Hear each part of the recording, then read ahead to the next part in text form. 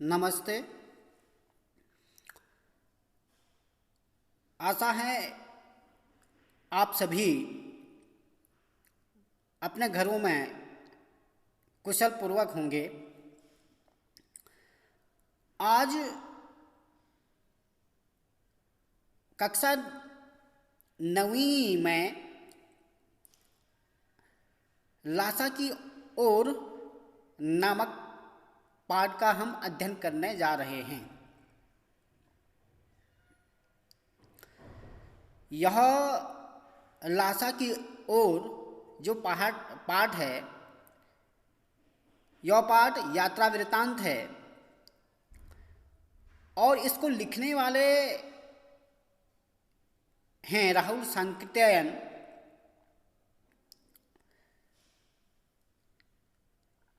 हम पाठ पढ़ने से पहले राहुल सांकृत्यायन जी का जीवन परिचय जान लेते हैं।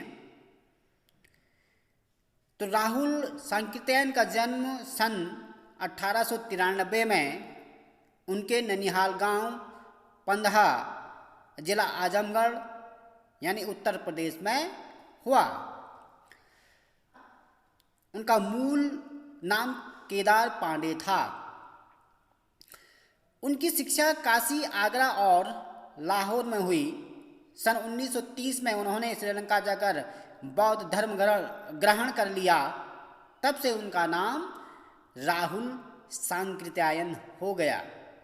राहुल जी पाली, प्राकृत, अपभ्रंश, तिब्बती, चीनी, जापानी, रूसी सहित अनेक भाषाओं के जानकार थे। उन्हें महापंडित कहा जाता था। सन 1963 में उनका देहांत हो गया। राहुल सांकृत्यायन ने उपन्यास, कहानी, आत्मकथा, यात्रावृत्त, जीवनी, आलोचना, शोध आदि अनेक विधाओं में साहित्य सृजन किया। इतना ही नहीं, उन्होंने अनेक ग्रंथों का हिंदी में अनुवाद भी किया।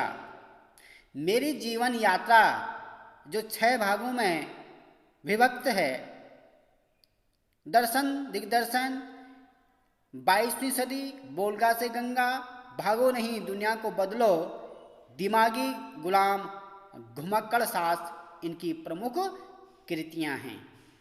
साहित्य के अलावा दर्शन, राजनीति, धर्म, इतिहास, विज्ञान आदि विभिन्न विषयों पर राहुल जी द्वारा रचित पुस्तकों की संख्या लगभग 150 है। राहुल जी ने बहुत सी लुप्त प्राय सामग्री का उद्धार कर अत्यंत महत्वपूर्ण कार्य किया है। यात्रावृत्त लेखन में राहुल जी का स्थान अनन्यतम है। उन्होंने घुमक्कड़ी का शास्त्र रचा और उससे होने वाले लाभों का विस्तार से वर्णन करते हुए मंजिल के स्थान पर यात्रा को ही घुमक्कड़ का उद्देश्य बताया। घुमक्कड़ी से मनोरंजन, ज्ञानवर्धन एवं अज्ञात स्थलों की जानकारी के साथ साथ भाषा एवं संस्कृति का भी आदान प्रदान होता है। राहुल जी ने विभिन्न स्थानों के भौगोलिक वर्णन के अतिरिक्त वहाँ के जनजीवन की सुंदर झांकी प्रस्तुत की है। तो प्रिय विद्यार्थियों, हम लासा की ओर प्रस्थान करने वाले हैं।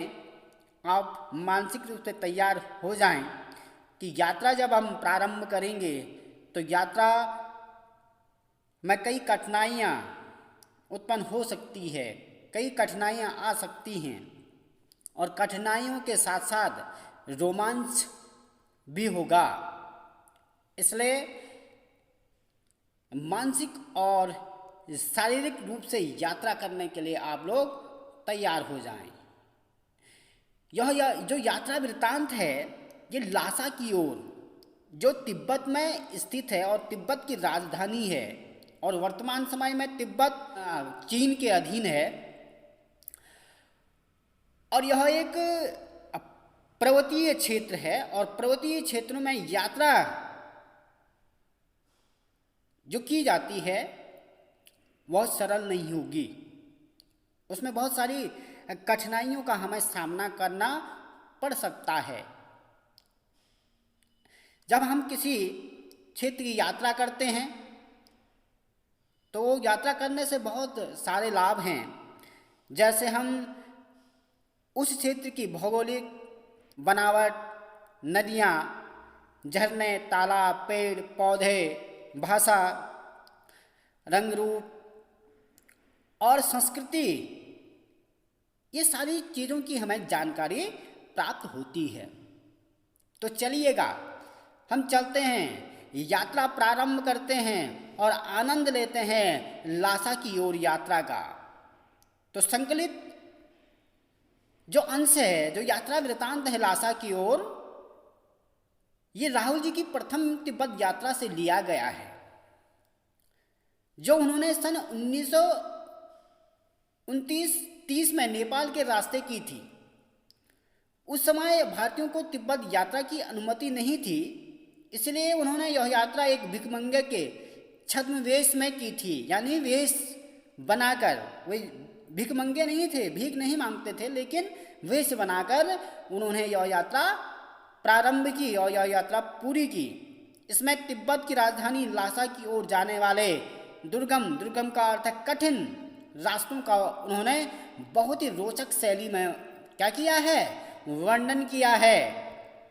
इस यात्रा वृत्तांत से हमें उस समय के तिब्बती समाज के बारे में भी जानकारी मिलती है। तो हम अब यात्रा प्रारंभ करते हैं, तो चलिएगा, तैयार हो जाइए, यात्रा शुरू होती है। अब वह नेपाल से तिब्बत जाने का मुख्य रास्ता है। फरीक कलिम्पोंग का रास्ता जब नहीं खुला था तो नेपाल ही नहीं, हिंदुस्तान की भी चीज़ें इसी रास्ते तिब्बत जाया करती थी। यह व्यापारिक ही नहीं, सैनिक रास्ता भी था।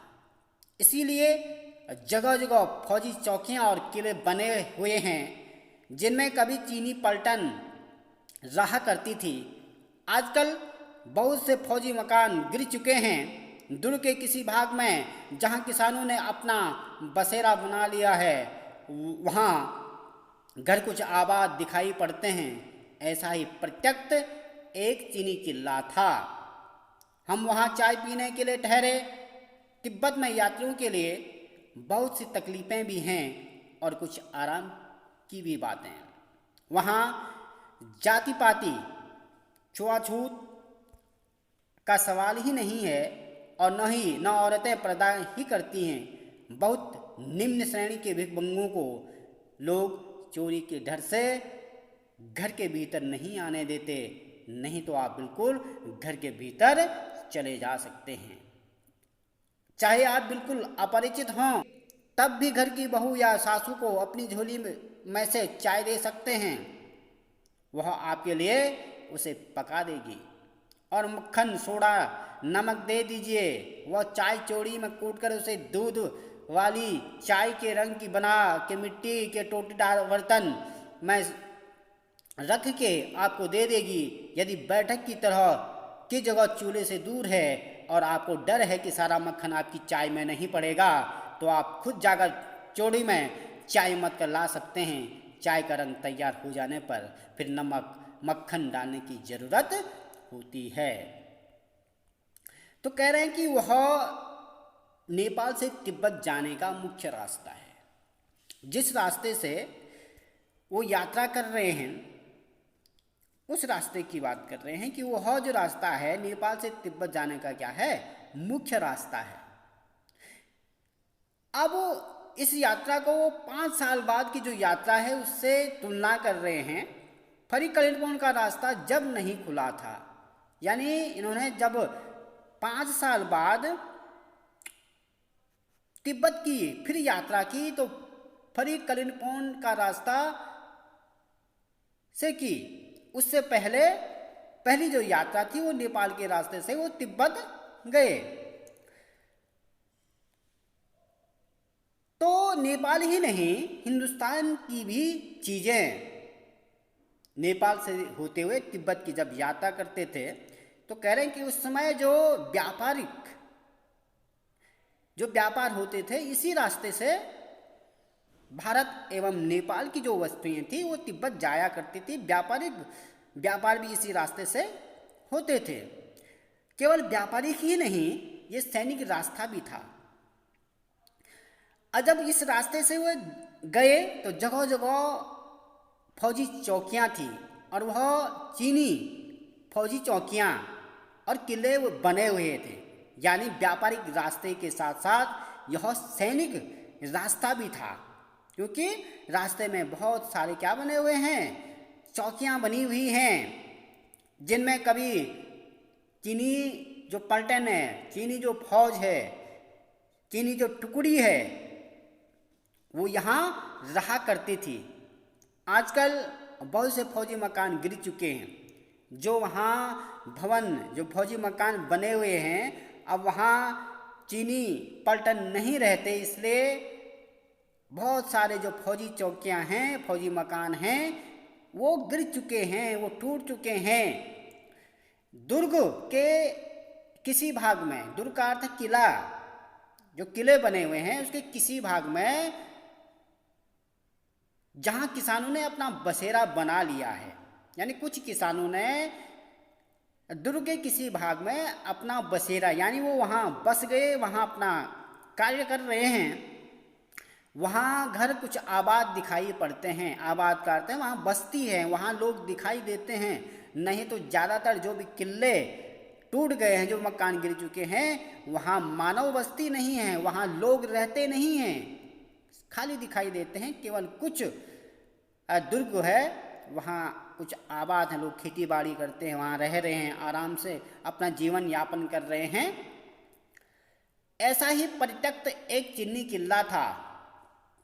परित्यक्त का अर्थ है, ऐसा ही चीनी किला का अर्थ क्या है, जहाँ कुछ लोग रह रहे हैं।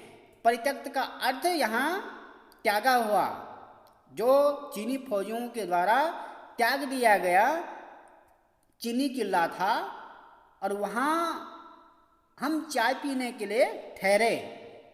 अब कह रहे हैं कि तिब्बत में यात्रियों के लिए बहुत सारी तकलीफ़ें भी हैं, यानी कठिनाइयाँ, परेशानियाँ और बहुत सारी चीज़ें आरामदायक भी हैं। जब आप यात्रा करते हैं तो यात्रा करने के दौरान हमें कठिनाई और कुछ आनंददायक बातें भी हो सकती हैं। दोनों चीज़ें साथ साथ चलती हैं। आराम की बातें वहाँ क्या है, वहाँ जाति पाति छुआछूत का सवाल ही नहीं।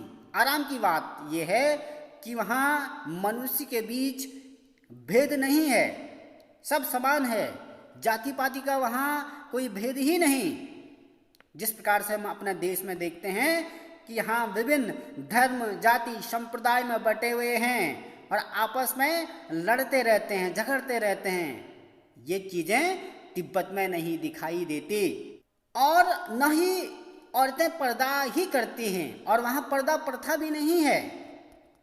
औरतों के लिए स्वतंत्रता है, आज़ादी है, और वो बड़े आराम से रह सकती हैं। उनके लिए कोई दिक्कत, कोई परेशानी की बात नहीं है।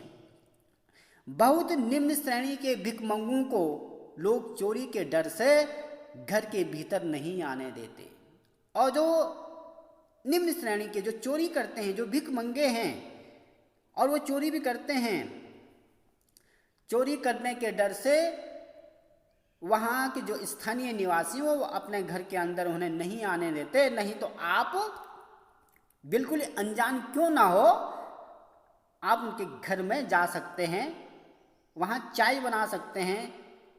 अपरिचित होने पर भी आप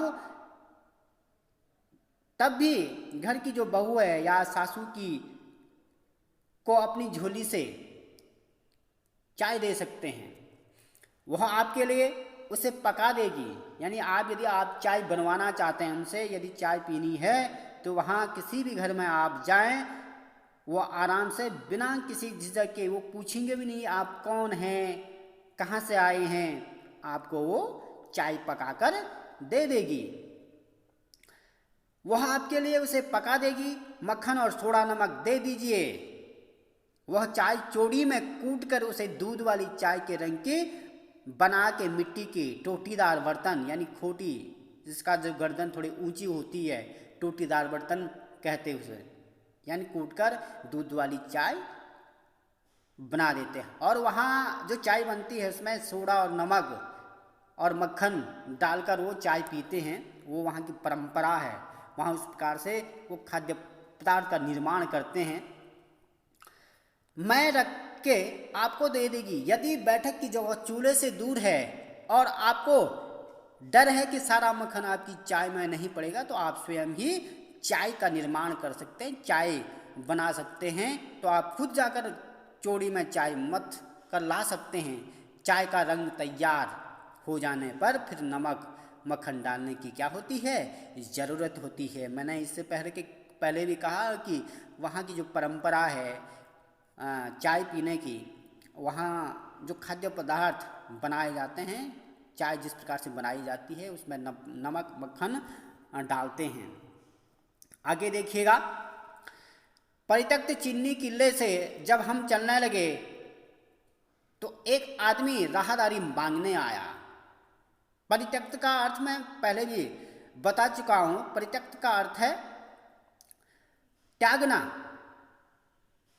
यानी जो चीनी सैनिकों के द्वारा जो परित्यक्त किले हैं, जब वहां से वो चलने लगे तो एक आदमी राहदारी मांगने आया। राहदारी किसे कहते हैं? राह का अर्थ रास्ता, राह का अर्थ है रास्ता, और दारी का अर्थ है कर, राह का कर, रास्ते का कर। मांगने आया और कह रहे हमने वह दोनों चीटें दे दी। वो दोनों चीटें क्या हैं? परमिशन के लिए जो स्लिप उन्हें मिली थी, वो दोनों चीटें किसे दे दी? वो राहदारी मांगने आए उस व्यक्ति को। शायद उसी दिन हम थोड़ला के पहले के आखिरी गांव में पहुंच गए। यहाँ भी सुमति के जान पहचान के आदमी थे और भिख मंगे रहते भी ठहरने के लिए अच्छी जगह मिली। 5 साल बाद हम इसी रास्ते लौटे थे और भिखमंगे नहीं, एक भद्र यात्री के वेश में घोड़ों पर सवार होकर आए थे। किंतु उस वक्त किसी ने हमें रहने के लिए जगह नहीं दी और हम गांव के एक सबसे गरीब झोपड़ी में ठहरे थे। बहुत कुछ लोगों की उस वक्त की मनोवृत्ति पर ही निर्भर है। खासकर शाम के वक्त छड़ पीकर बहुत कम होश हवास को दुरुस्त रखते हैं। अब कह रहे हैं परित्यक्त चीनी किले से जब हम चलने लगे तो एक आदमी आया, राहदारी मांगने लगा। राहदारी का अर्थ हम पहले बता चुके हैं। और हमने उन्हें 2 चिट्ठियाँ दे दी। शायद उसी दिन, यानी जिस दिन हम चले उसी दिन हमको थोड़ला एक स्थान है और वहाँ के जो आखिरी गांव है, थोड़ला के पहले जो आखिरी गांव है वहाँ पहुँच गए। और यहाँ पहुँचने पर यहाँ जो सुमति है, सुमति का जो वास्तविक नाम है वो लोंगजोंग शेख है और से सुमति प्रज्ञा कहा जाता है। ये बौद्ध भिक्षु है और ये मंगोल का निवासी है।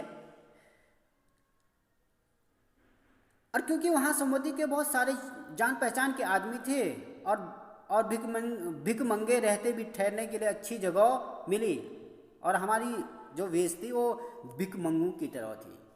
और भिख मंगू की तरह क्यों थी? क्योंकि वहाँ हमें जाने की अनुमति नहीं थी। भारतीय लोग तिब्बत यात्रा नहीं कर सकते थे, इसलिए इन्होंने भिखारी का वेश बनाकर यात्रा की। और भिख मंगे रहते भी इनकी स्थिति देखकर इनको वैसे अच्छी जगह नहीं मिलनी चाहिए, क्योंकि ये भिख मंगे थे। लेकिन सुमति की जान पहचान के कारण इन्हें ठहरने के लिए अच्छी जगह मिली।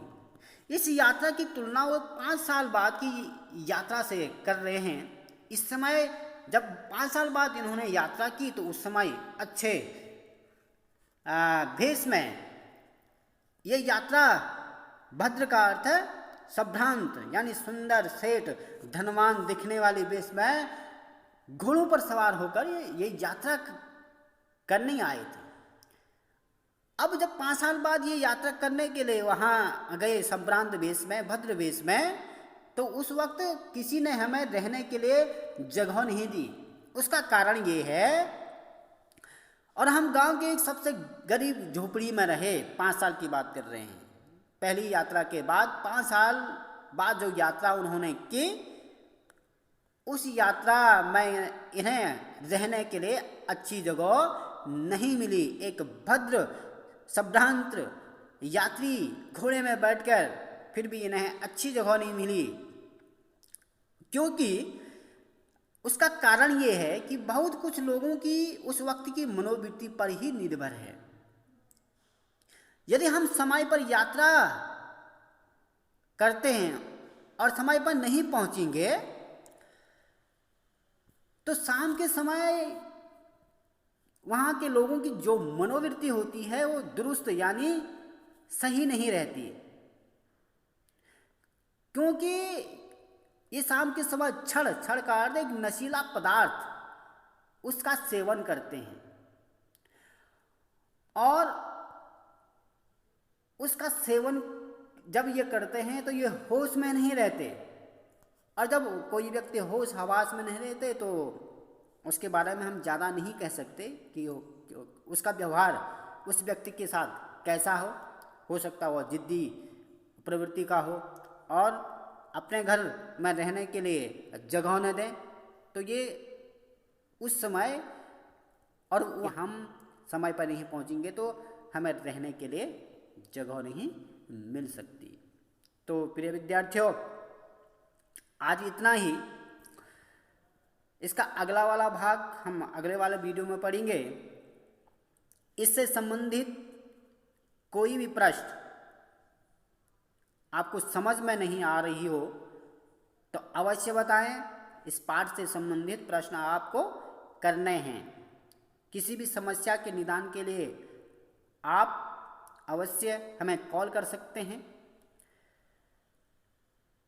तो यह यात्रा वृत्तांत है। आपने देखा किस प्रकार से यात्रा के दौरान हमें बहुत सारी कठिनाइयों का सामना करना पड़ा, लेकिन बहुत अच्छी चीज़ें भी हमें देखने को मिली। और हम आने वाले वीडियो में देखेंगे कि तिब्बत में कैसा वातावरण है उस समय का। तो धन्यवाद।